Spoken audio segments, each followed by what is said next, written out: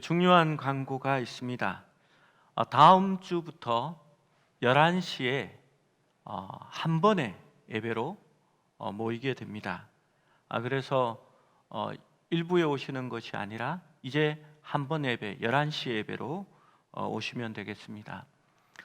방역 상황이 좋아져서 다른 발표가 있을 때까지 식당과 오후 예배는 여전히 중단되게 되겠습니다. 주일학교는 9시 30분에 모이게 됩니다. 요즘 젊은 세대들이 예배 오면서 애들 맡겨서 예배하고 본인은 2부 예배 이렇게 참석하고 갈 때 아기를 찾아서 가기를 원하거든요. 그래서 그런 교회를 찾습니다. 그래서 저희 교회도 교사의 역량이 되고 또 인원이 봉사하는 인원이 되는 대로 이렇게 입으로 가는 게 맞는 것 같습니다. 그런데 사정이 그래서 당분간은 일부러 가고 빨리 우리가 조금 더 부응해서 그렇게 할 수 있기를 원합니다. 새벽 예배는 지하 2층에서 드렸는데 1층 중고등부실에서 드리도록 하겠습니다. 11월 1일부터 이렇게 예정하고 지금 준비를 하고 있습니다. 청소도 해야 되고요. 방송 시스템도 다시 옮겨 달아야 되고 여러 가지 문제가 있습니다. 그래서 일단 11월 1일부터 하려고 준비를 하는데 만약에 안 되면 주일날 다시 한번 광고 드리겠습니다. 말씀을 봅니다. 히브리서의 이 말씀이 이렇게 많이 다루는 말씀인 것 같지는 않습니다. 14절 말씀을 먼저 보시면 함께 볼까요? 14절 말씀입니다. 시작. 모든 사람과 더불어 화평함과 거룩함을 따르라. 이것이 없이는 아무도 주를 보지 못하리라. 먼저 화평함과 거룩함을 따르라 라고 말합니다. 모든 사람과 더불어 화평함과 거룩함을 추구하라 라는 말입니다. 그런데 이 말이 조금 오해를 낳는 부분이 있습니다. 화평이라는 것이 누구와 같이 화평하다 이런 이야기가 되는 거죠. 그래서 더불어 화평하라라고 하니까 화평하는 데에 더불어라는 말이 수식돼서 서로 우리가 화평하라라는 말로 생각하기가 쉽습니다. 이 말씀은 사람과 화평함을 이루라라는 말이 아닙니다. 모두 함께 화평함을 따라가라라는 말입니다. 모든 사람과 함께 서로 거룩하라는 말이 아니고 거룩함을 추구하라라는 말입니다. 이게 무슨 말이냐 하면 하나님과 화평하라라는 그러한 단어인 것입니다. 여러분, 교회의 거룩과 교회의 화평은 서로 연결된 것이 아닙니다. 교회의 화평은 하나님과의 화평을 추구하는 겁니다. 거룩은 하나님 앞에 거룩을 추구하는 겁니다. 그런데 조건이 있습니다. 함께 더불어 그것을 추구하라라는 말입니다. 그래서 교회는 거룩함을 위하여 존재하는 공동체가 되는 겁니다. 성도는 그래서 세인트, 성자라는 말로 불리워지게 되는 것입니다. 이것을 오해하니까 어떤 이야기가 나오냐 하면요, 분명히 자기가 잘못하고 교회의 거룩함을 해치고 본인이 문제를 일으켜 놓고는 이제 무언가 이야기가 나오면 아니 교회가 서로 용서하고 사랑하고 하나 되고 화평해야지 왜 이런 걸로 자꾸 나를 귀찮게 하느냐고, 이게 무슨 교회냐고 이런 얘기를 합니다. 여러분, 거룩함을 추구하는 겁니다. 하나님과 화평하는데 함께 더불어 그것을 추구하라는 말입니다. 교회는 항상 그리스도 중심으로 이루어지고 그리스도와 함께 그것으로 나아가는 데 있습니다. 말씀은 분명히 그것을 확정합니다. 화평으로 말미암아 우리는 그리스도의 의를 얻게 되는 것입니다. 그리고 그것이 없이는 아무도 주를 보지 못하리라 라고 말하는 것입니다. 여기에 따르라라는 단어는 디오코라는 헬라어 동사를 쓰고 있습니다.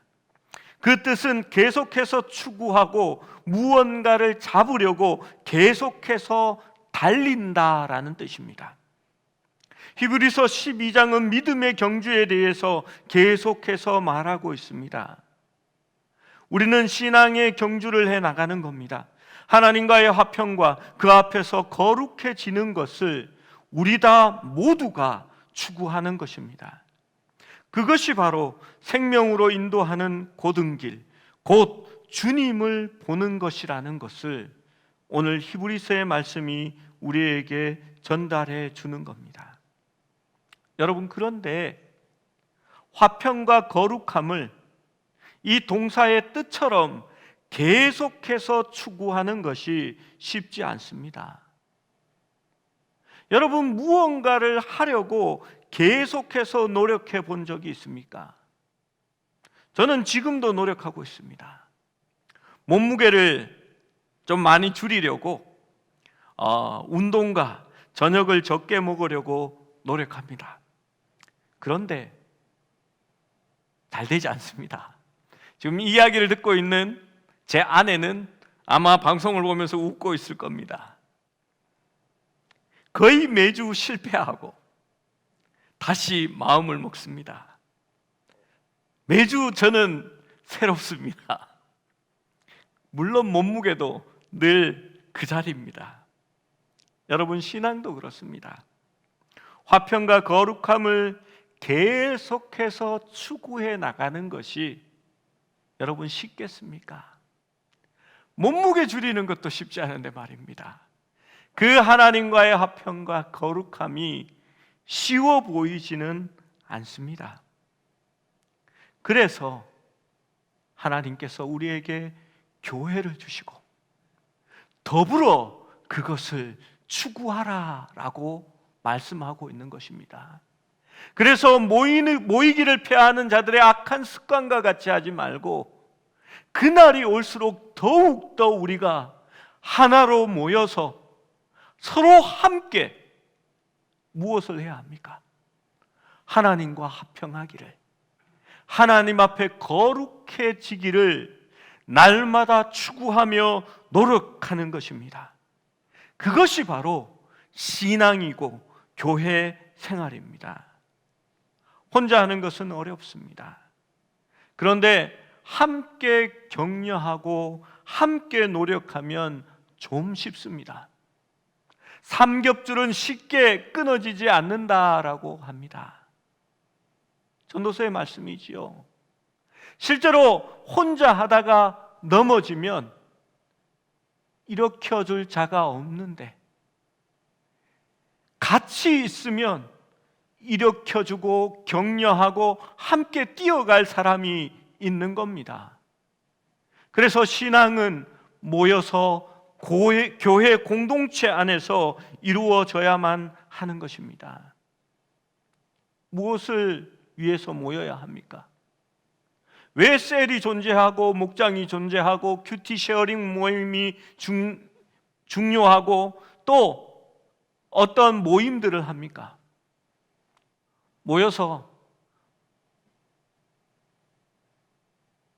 쓸데없는 이야기, 세상 돌아가는 이야기, 정치 이야기 이런 것을 하라는 것이 아니라 하나님 앞에 거룩하기 위하여 노력하라는 겁니다. 하나님과 화평하기 위하여 하나님의 뜻에 맞게 살아가기를 위하여 서로 더불어 격려하며 나아가라는 겁니다. 그것이 바로 우리에게 권면하는 말씀입니다.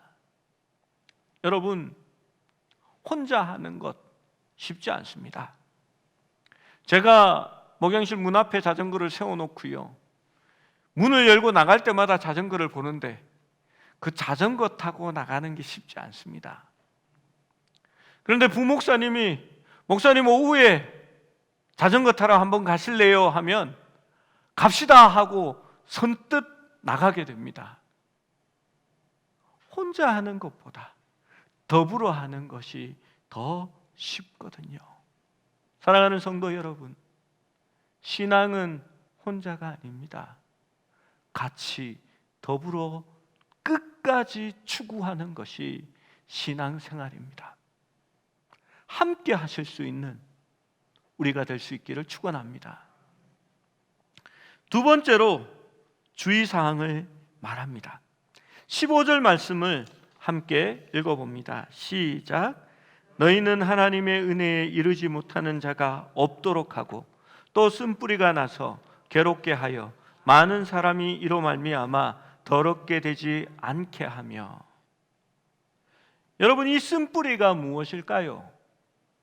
요즘 기독교 서적을 보면 이 쓴뿌리에 대한 이야기가 많이 나오고, 기독교 방송들을 보면 많은 목사님들이 설교를 하시면서 혹은 신앙적인 얘기를 하면서 이 쓴뿌리 이야기를 합니다.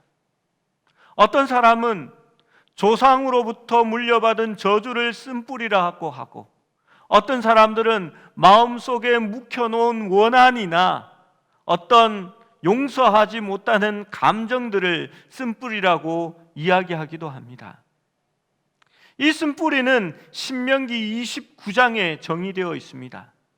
신명기 29장 18절을 보면 이렇게 말합니다. 너희 중에 남자나 여자나 가족이나 집하나 오늘 그 마음이 우리 하나님 여호와를 떠나서 그 모든 민족의 신들에게 가서 섬길까 염려하며 독초와 쑥의 뿌리가 너희 중에 생겨서라고 기록합니다. 독초와 쑥의 뿌리는 쓴맛을 만들어내는 뿌리를 말하는 겁니다. 표면상으로는 하나님을 믿는 것 같지만 그 아래에는 그리스도 안에 있는 것이 아니라 다른 신과 헛된 우상에게 마음이 가 있는 사람들을 쓴뿌리라고 말하는 겁니다. 땅 밑에 묻혀 있어서 구분되지 않고 보이지 않지만 곧 그 쓴뿌리는 쓴 가지를 만들어 올릴 것입니다. 그런 사람들을 쓴뿌리라고 말하는 겁니다. 하나님 안에 있지만 완전히 변화되지 않고 과거의 구습을 쫓아 행하는 사람들, 또 세상의 다른 신들과 그 문화에 젖어 있는 사람들을 쓴뿌리라고 말합니다. 그 쓴뿌리는 혼자만 어렵게 하는 것이 아니라 공동체 내에서 쓴맛을 퍼뜨리게 되는 것입니다. 여러분, 하나님을 믿으면 하나님만 믿어야 합니다. 하나님 믿으면서 결혼할 때 사주 보러 가고 궁합 맞추러 가고, 어려운 일이 있으면 무당한테 찾아가서 점도 보고, 여러분, 그건 아닙니다. 그러한 사람들이 쓴뿌리라고 말하는 겁니다. 예전에 MC 몽이 TV에 나와서 이렇게 자기 가족에 대한 얘기를 하면서 어머니가 저를 얼마나 사랑하시는지, 교회 권사님인데 아들을 위해서 점을 보러 갔다고 이러면서 이야기를 했습니다. 저는 MC 몽이 어머니의 그 신앙을 한번 비꼬아 주기 위해서 일부러 그랬다라는 생각을 했습니다. 여러분, 하나님은 그것을 싫어하십니다. 제가 예전에 이사 신방을 간 적이 있습니다. 이번 주에도 이사 신방을 지난주 토요일에도 이사 신방을 했는데요. 보통 다 집을 예쁘게 꾸미고 그 다음에 이삿짐을 넣어놓고 목사님을 불러서 이렇게 이사 신방을 하잖아요. 토요일도 그렇게 이사 신방을 하고 제가 그 집을 보면서 너무 좋았습니다. 그런데 수년 전에 이사 신방을 하는데 목사님 아직 준비가 안 되었지만 빨리 와서 이사 신방을 드려주면 좋겠다라고 하시더라고요. 갔더니 이제 인테리어 시작한다고 집을 뜯다가 신방을 하는 거예요. 이거 이사 신방이 아니잖아요. 그래서 이게 뭘까 하고 해서 예배를 드려 달라니까 집은 샀고 예배를 드렸습니다. 드리고 나니까 이 집사님이 이전 집주인이 집 곳곳마다 부적을 붙여놔 가지고 목사님 오신 짐에 부적 좀 떼주세요 라고 하는 겁니다. 그래서 예, 떼드리지요 하면서 가서 그냥 제가 다 잡아 뜯었습니다. 목사님 깔끔하게 떼주세요 하시더라고요. 깔끔하게 또 뗐습니다. 여러분, 그런데 하나님을 믿으면 세상의 모든 신은 헛것입니다. 우리 하나님만이 참신입니다. 그래서 그 신들에게 바친 모든 것, 부적 같은 것들이 우리 믿는 사람에게는 소용이 없습니다. 왜냐하면 하나님이 우리와 함께 하시니까요. 왜 그게 찜찜합니까? 그걸 믿기 때문입니다. 왜 그게 신경이 쓰이냐 하면요, 진짜 내가 그것 떼면 벌 받지 않을까? 내가 잘못 건드렸다가 저주가 임하면 어떡하지? 나는 믿음이 약한데 믿음이 강한 목사님 불러다가 떼야 되겠다, 그렇게 생각하는 거죠. 여러분, 그렇지 않습니다. 그러한 마음들, 그러한 생각들은 다 우리의 마음 속에서 없애버려야 합니다. 여러분, 표면상으로는 그리스도인지 몰라도 이미 그 마음 속에 쓴뿌리가 자리 잡고 있는 겁니다. 그것을 없애버려야 합니다. 여러분, 하나님은 그것을 뽑아버리시기 원합니다. 진흙덩이와 같이 단단하고 교만한 인간의 마음 속에서 그 흙을 파헤치고 그 쓴뿌리를 캐내어 버리기를 원하시는 것입니다. 여러분, 정원을 잘 가꾸는 방법이 무엇인지 압니까? 강화도에 계신 어떤 목사님 댁에 제가 방문했더니 그 마당에 촘촘하게 잔디가 얼마나 잘 깔려 있는지 모릅니다. 그런데 거기에 봤더니 잡초가 하나도 없어요. 우와 했습니다. 이 목사님이 얼마나 부지런하신가라는 것을 제가 느낄 수 있었습니다. 여러분, 그 마당의 잔디밭에 잡초 하나 얻기가 얼마나 어려운지 아십니까? 왜냐하면 잡초의 씨앗들이 사방에서 날아옵니다, 바람에. 그리고 그것이 잔디 속에 이렇게 떨어져 있다가 비만 오면 싹을 틔우고 그 잡초들이 올라옵니다. 그렇게 깨끗한 잔디밭을 가꾸기 위해서는 어떻게 해야 되는지 압니까? 날마다 뽑아야 됩니다. 그래야 그런 잔디밭을 얻을 수 있게 되는 것입니다. 여러분, 쓴뿌리는 우상에 관한 것들입니다. 그 우상으로 말미암아 우리 속에 들어와 있는 모든 것을 이야기하는 겁니다. 그것들을 버려야 합니다. 그때야 우리가 온전히 깨끗하게 되고 더럽지 않게 된다고 히브리서의 말씀은 우리에게 말해주는 겁니다.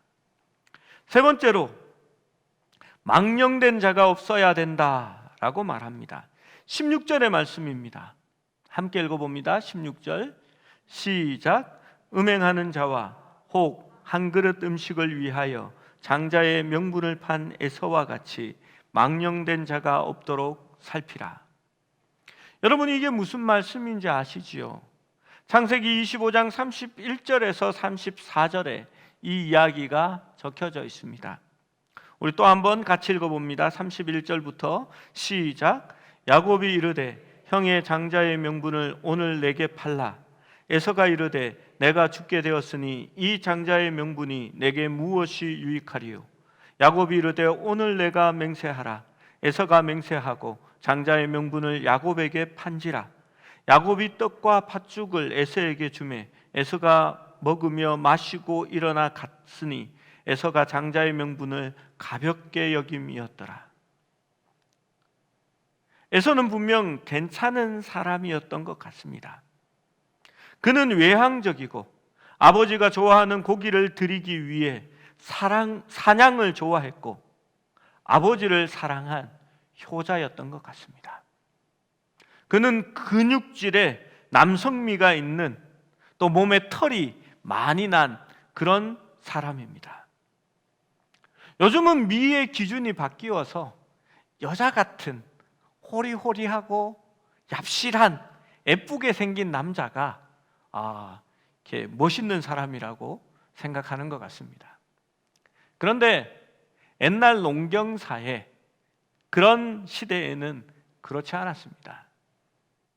저는 그 마음을 잘 압니다.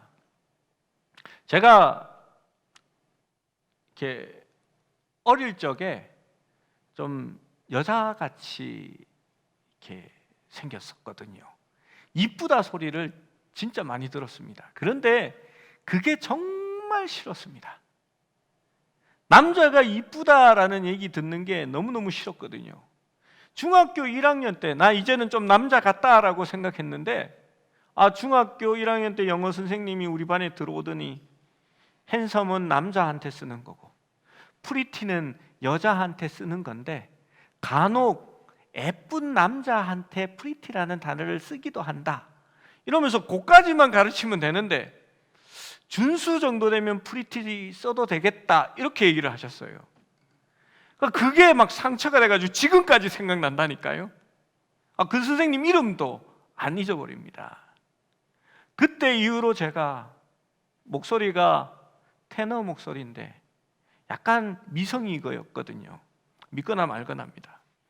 그런데 교회에서 뭐 성가대라도 하면요, 저는 늘 베이스 가서 앉았습니다. 그래서 안 나온 소리 막 이렇게 목을 긁어가면서 막 굵은 소리를 내려고 막 노력했거든요.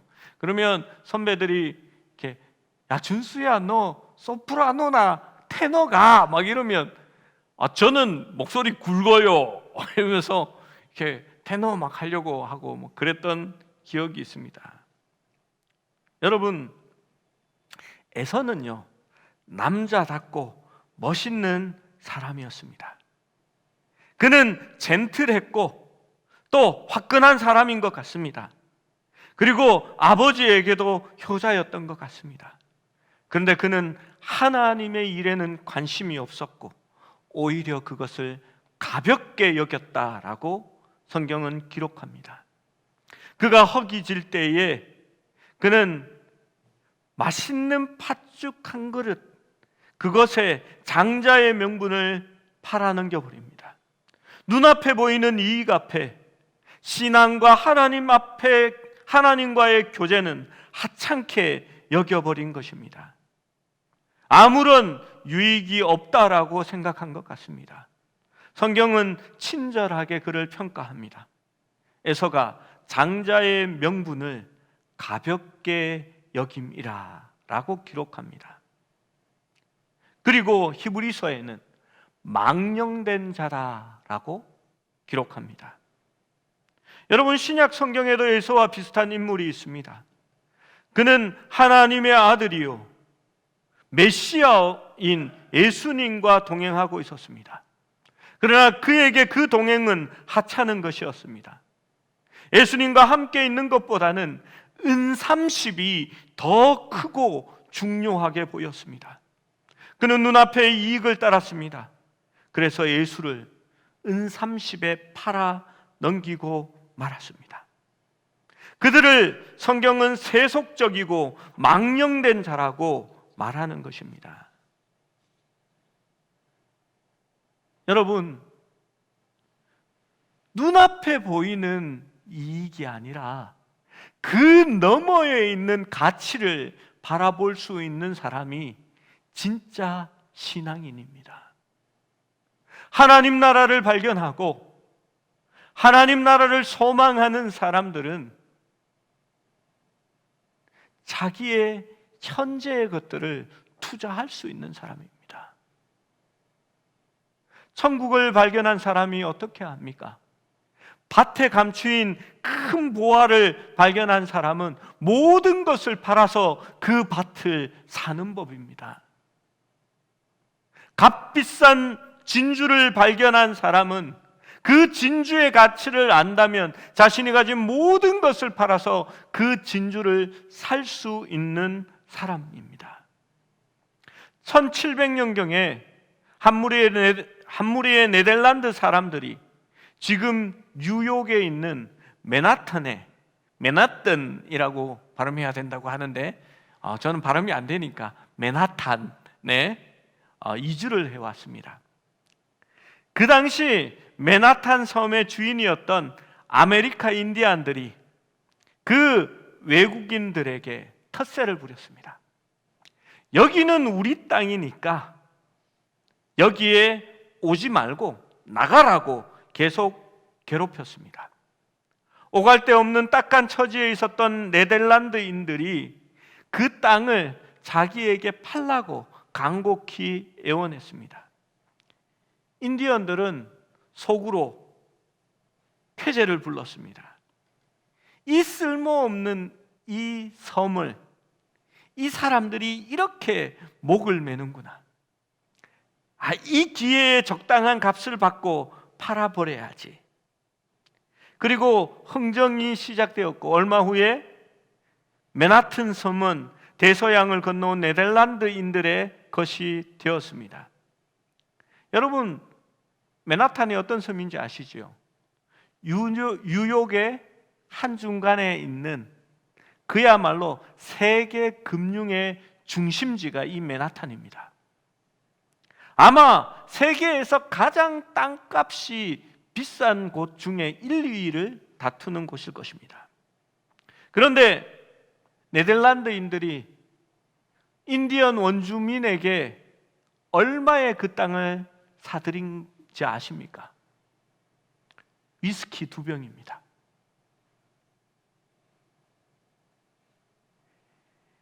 그 흥정이 있은 후에 300년이 지나고 맨하탄은 세계의 중심지로 웅장한 모습을 드러내었습니다.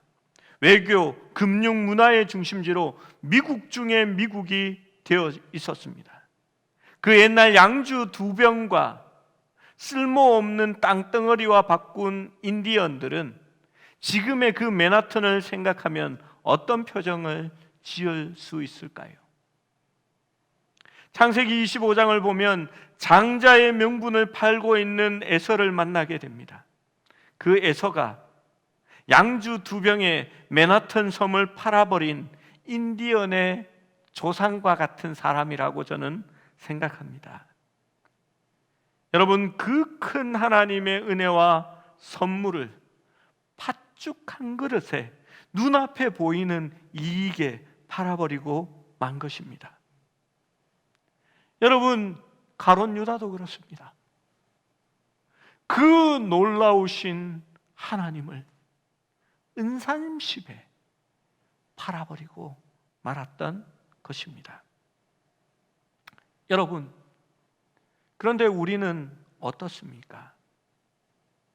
오늘날에도 우리 앞에 있는 이익들이 중요합니다.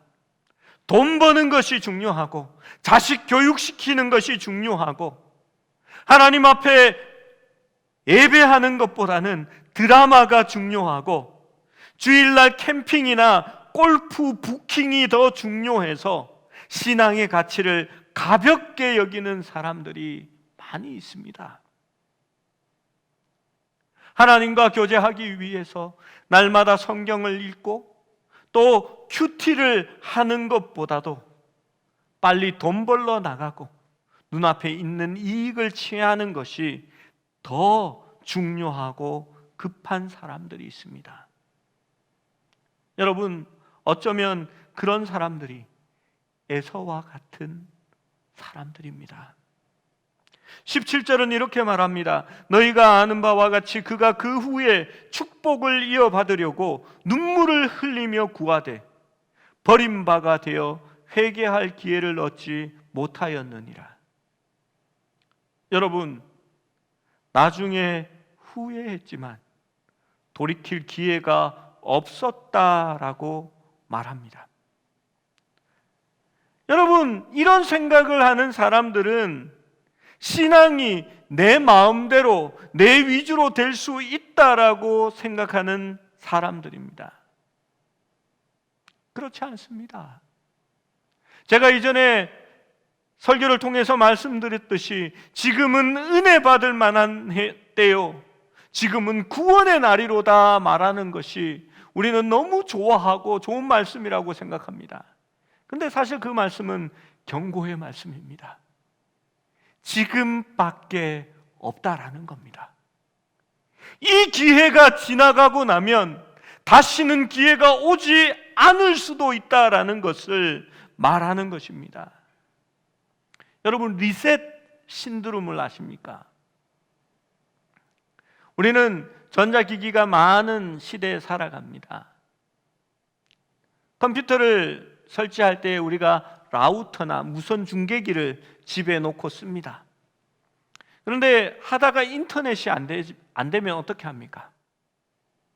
가끔씩 저한테도 전화 옵니다. 아빠, 인터넷이 안 돼요. 그럼 뭐라고 합니까? 껐다가 켜봐. 저는 뽑았다가 다시 키면 될 거야. 그것을 리셋한다고 그러지 않습니까? 컴퓨터가 잘 되다가 갑자기 멈춥니다. 그러면 어떻게 합니까? 껐다가 켜야지요. 그러면 다시 될 경우가 많이 있습니다. 여러분, 이것이 우리의 삶 속에 들어옵니다. 어떤 생각을 하는지 아십니까? 학생들은 이렇게 생각합니다.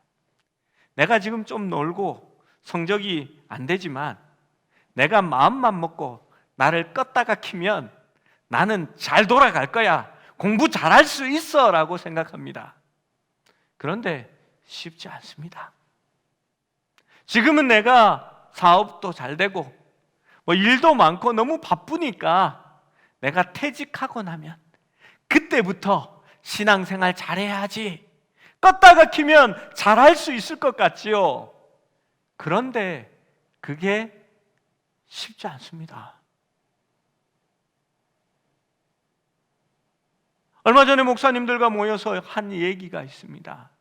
신앙은 젊을 때 잘 믿고 그 길을 닦아놔야 된다라는 이야기였습니다. 여러분, 젊을 때는요, 잘 받아들입니다. 그리고 순수하게 그것을 흡수합니다. 그런데 나이가 들면 들수록 고집이 세집니다. 잘 이해하지 못합니다. 나 중심으로 받아들이기 시작합니다. 곡해합니다. 그리고 내가 말이지, 나 때는 말이지, 옛날에 나는 말이지 라는 말로 신앙을 재해석하기 시작합니다. 그래서 나이 들어서 믿는 게 쉽지 않습니다. 지금 대강 믿고 나중에 퇴직하고 나면 그때부터 열심히 신앙생활 할 겁니다 라고 하시지만 잘 안 될 겁니다. 진짜 그렇습니다. 지금이 은혜의 때요, 지금이 구원받을 때입니다.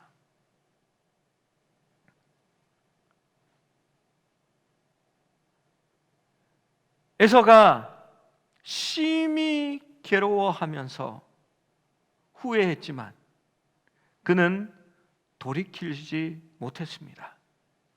여러분, 우리의 마음대로 신앙생활을 하는 게 아닙니다. 하나님이 주권자이시고 하나님이 그것을 받으시는 겁니다. 우리 하나님은 그 주권을 우리에게 넘겨주신 일이 없습니다. 우리가 하나님을 깨닫고 은혜를 누리는 것, 그 자체가 하나님께서 우리에게 나타내 주셨기 때문입니다. 이제 마지막으로 말씀을 통하여 확인할 것이 있습니다. 우리 15절, 16절 말씀을 한 번 더 읽어봅니다. 히브리서 12장 15절 16절입니다. 시작. 너희는 하나님의 은혜에 이르지 못하는 자가 없도록 하고 또 쓴뿌리가 나서 괴롭게 하여 많은 사람이 이로 말미암아 더럽게 되지 않도록 하며 음행하는 자와 혹 한 그릇 음식을 위하여 장자의 명분을 판 에서와 같이 망령된 자가 없도록 살피라. 여러분, 이 살피라라는 단어를 주목해 보십시오. 경계하라, 보고 있으라 라는 뜻입니다. 항상 서서 그런 사람이 있나 없나 잘 살펴보라는 겁니다. 마치 수영장에 앉아있는 안전요원이 물속에 빠져 허우적대는 아이가 있는지 없는지 계속해서 살펴보라는 그러한 의미입니다. 여러분, 무슨 말입니까? 우리에게 무엇을 말하고 있는 겁니까? 사실 우리가 망령된 자와 같이 되지 않도록 조심하라 라는 말이 아닙니다. 우리 안에 쓴뿌리를 제거하라는 말이 아닙니다. 그러한 자가 있는지 살피라라는 겁니다. 주위를 둘러보라는 겁니다. 에서처럼 거절할 수 있는 자리에서 그것을 거절하지 못하고 장자의 명분을 그렇게 헐값에 팔아넘기는 자가 있는지 둘러보라는 겁니다. 우리 주변에 쓴뿌리와 같은 자가 있어서 그들이 우리에게 쓴맛을 남기는 그러한 일을 만들어내는 것이 아닌지 분명히 찾아보라는 겁니다. 살펴서 남을 엿보거나 흉을 보라는 것이 아닙니다. 우리의 공동체를 지키고 우리 형제를 지키라는 겁니다. 그래서 우리가 하나님의 거룩함을 인하여 하나님과 합평하기 위해서 더불어 함께 갈 수 있도록 살펴보라는 겁니다. 그것이 하나님의 공동체입니다. 여러분, 처음에 가인과 아벨이 있었습니다. 가인이 동생을 쳐 죽입니다. 하나님께서 가인에게 찾아오십니다. 가인아, 내 동생, 내 아우 아벨이 어디 있느냐라고 말합니다. 그런데 가인은 하나님이 싫어하는 대답을 합니다. 내가 내 아우를 지키는 자니까 라고 말합니다.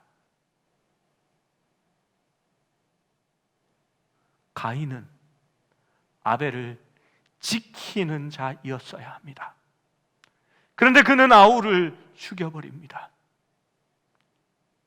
가끔씩 누가 어떻게 지냈는지 아세요? 이러면 농담으로 이렇게 받는 분이 계십니다. 내가 이 집사를 지키는 자니까. 그런데 그 말은 틀렸습니다. 지키는 자입니다. 여러분, 신앙은 더불어 가는 것입니다. 거룩을 향하여 더불어 함께 가는 것입니다. 하나님의 공동체는 하나님과 합평하기 위하여 함께 더불어 가는 것입니다. 그 길을 갈 때에 살펴보라는 겁니다. 지켜보라는 겁니다. 혹여나 쓴뿌리가 되어서 우리가 가는 길을 방해하지는 않는지, 혹은 에서와 같이 망령된 자가 되어서 하나님 나라의 가치를 흙값에 눈에 보이는 이익을 위해 파는 자가 있는지, 그러지 못하도록 그들도 함께 갈 수 있도록 서로 격려하며 지켜보며 나아가는 것이 신앙의 길이라고 말하는 것입니다.